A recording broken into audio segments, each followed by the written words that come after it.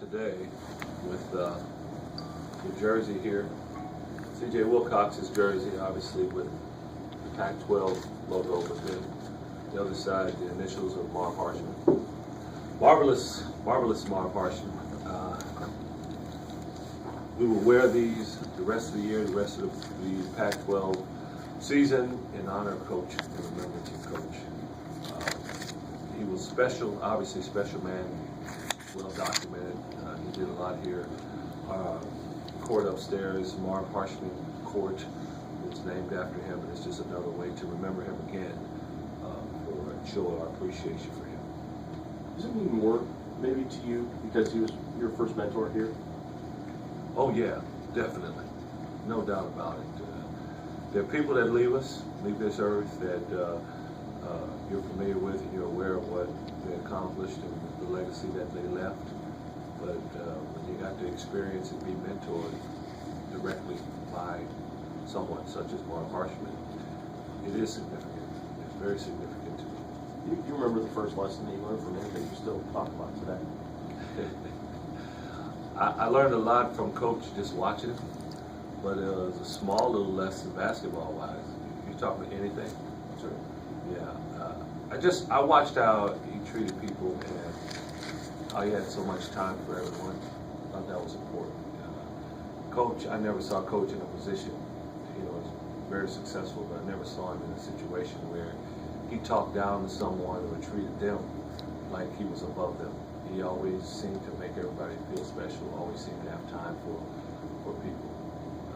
On the basketball floor, he slowed me down quite a bit. I was kind of wild when I got here as a basketball player, and he helped me slow down a bit.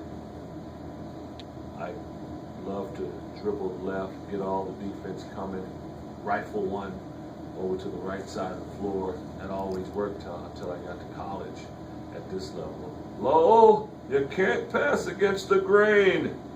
That's what he would always tell me. He had to tell me way too many times for me to finally get it, but that helped me turn the ball over less after that. Did you get a chance to talk to Dave, Marv's son, about what you're doing here? Yes, Dave and I spoke the other day. Tell us a little bit about it. And he is aware. We just kind of let him know that this was going to be happening, and made him aware of it. We talked about because of everything that was going on in the non-conference and football and all that. We thought it was significant, so we were going to wait until Pac-12 play, where the attention maybe was more on basketball. Are the coaches going to wear any pins that say the same thing, or is it just going to be on the jerseys? No, it's just going to be on the jerseys. Going back to this past weekend, I guess we always kind of ask you about the kind of the aha moments or the times where all of a sudden you feel like things are clicking or you've started to maybe find something with a particular lineup or something.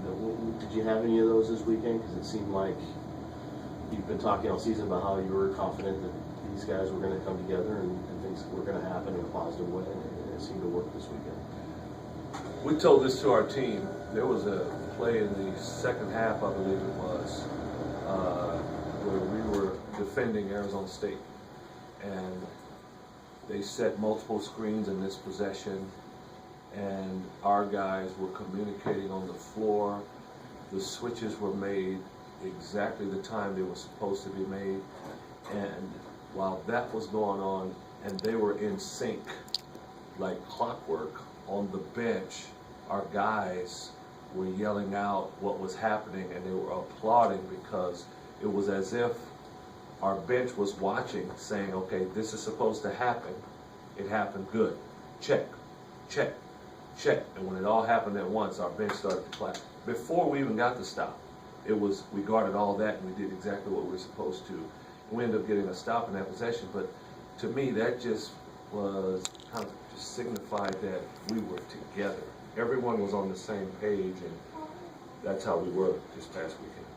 But it seemed like there's scouts, like in the past, I remember some of the games here where maybe you felt like the scout hadn't taken hold like you thought it would, or they didn't.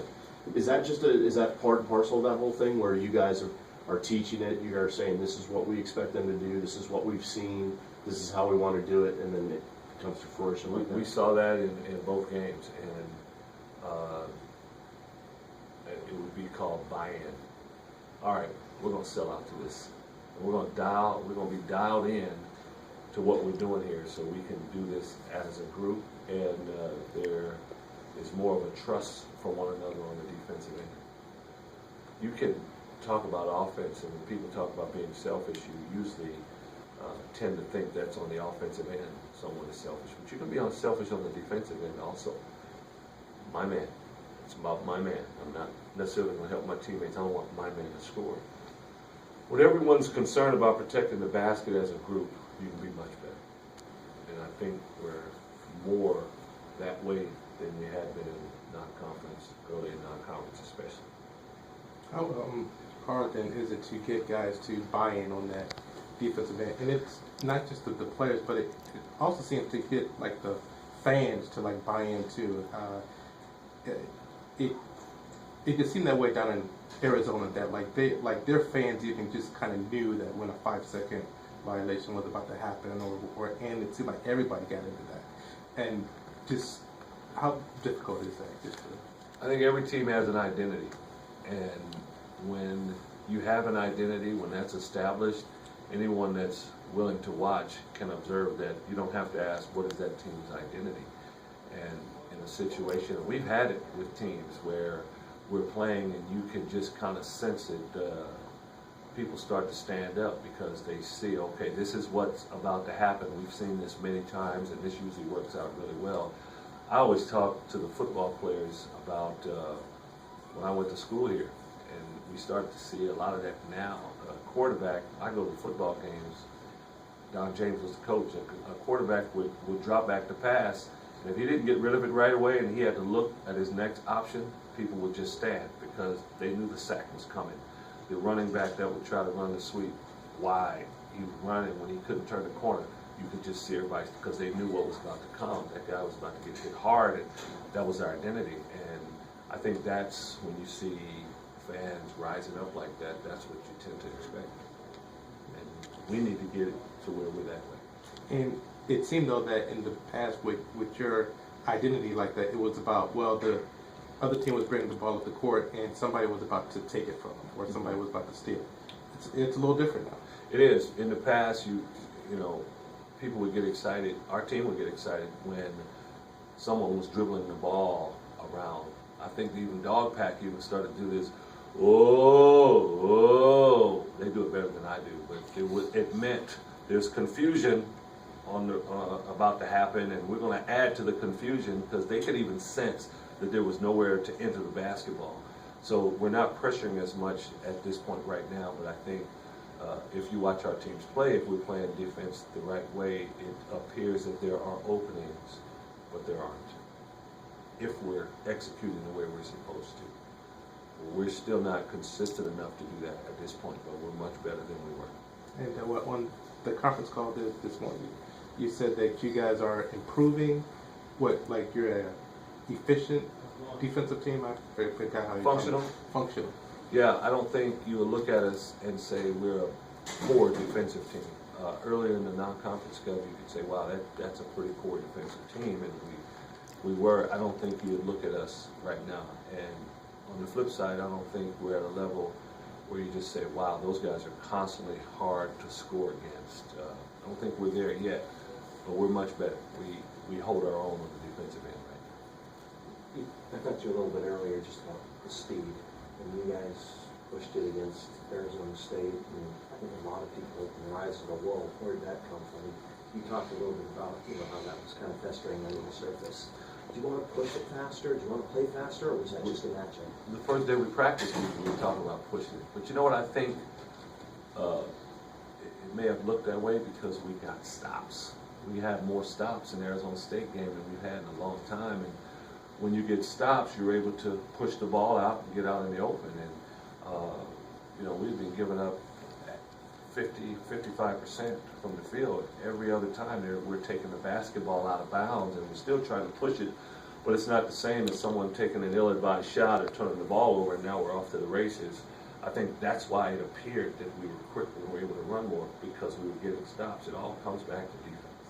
So was that part of the game plan, was it to push it a little bit more, or is No. it just the way the game? This is, believe it or not, last year we never talked about slowing the ball down, but we just weren't as quick.